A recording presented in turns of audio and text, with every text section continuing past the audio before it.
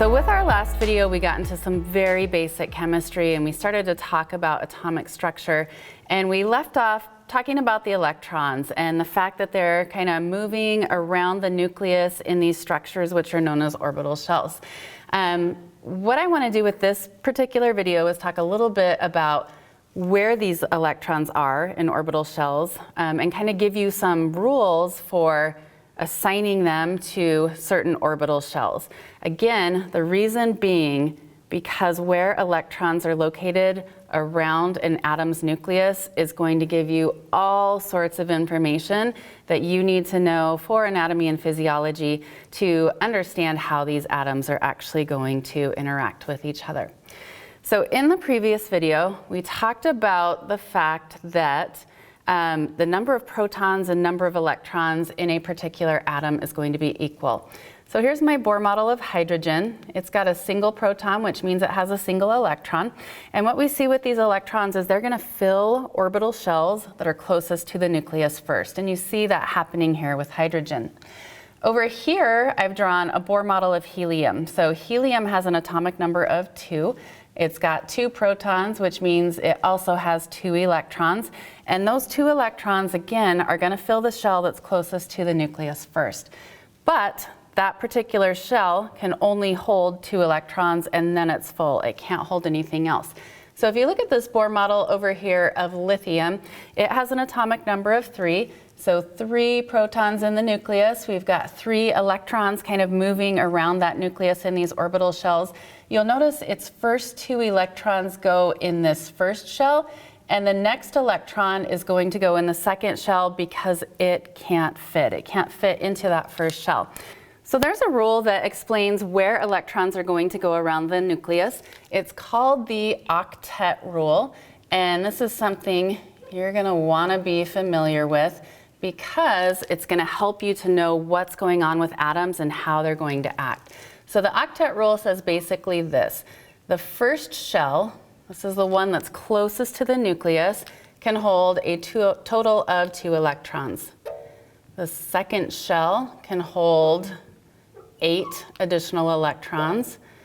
The third shell can hold another 8, and there are shells after that, and in chemistry this can get really complicated, but good news, in anatomy and physiology we're typically dealing with smaller atoms, and so these rules, if you know just these 3, can get you to where you need to be with anatomy and physiology. So with that being said, what I want you to do is go ahead and pause your video in just a moment, and I want you to see if you can draw Bohr models and properly assign electrons for a couple of different atoms. So first of all, carbon, which has an atomic number of 6, and then argon, which has an atomic number of 18. So go ahead and take a whirl at that, see if you can use this octet rule to be able to understand where these electrons are going in the orbital shells.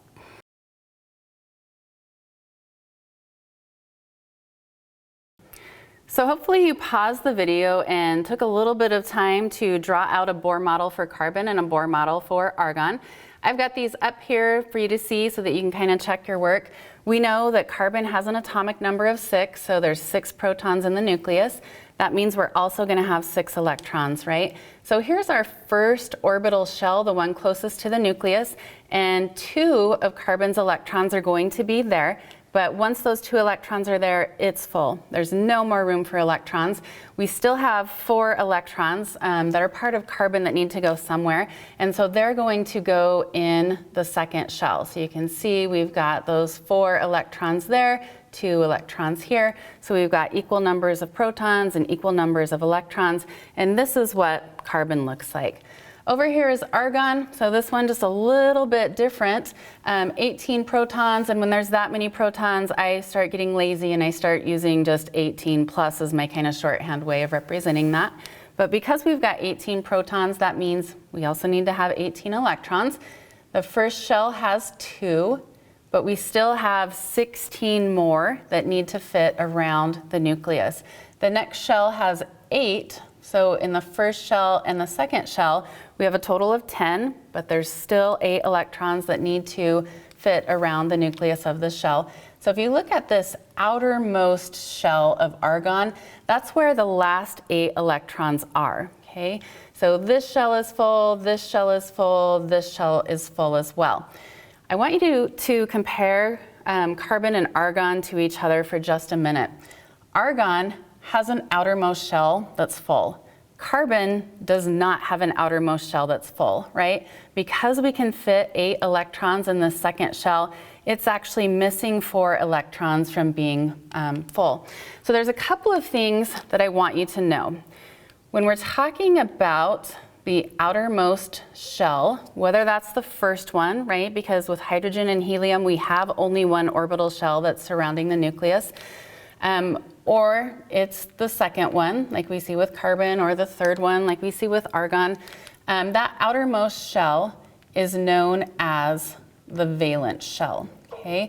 So that's a term that you're gonna be seeing, and you're definitely gonna want to know what it means. The outermost shell is the valence shell. So this is our valence shell of carbon, this is our valence shell of argon. What we see, and the reason that this is so important, is all atoms want to have a full outermost shell. And the reason for that is they are most stable with a full outermost shell. So argon is actually a very stable atom. It does not react with anything because its shell is already full, and so it doesn't want to. It's already as stable as it can possibly be. Right here with carbon, we are missing 4 electrons that are needed to be able to fill up that valence shell. And so what we see with these atoms that don't have a full valence shell is they are going to be looking to react with other atoms to fill up that valence shell. And that's what we're going to get into in our next video, is talking about how these atoms actually go about filling up their valence shell by interacting with other atoms.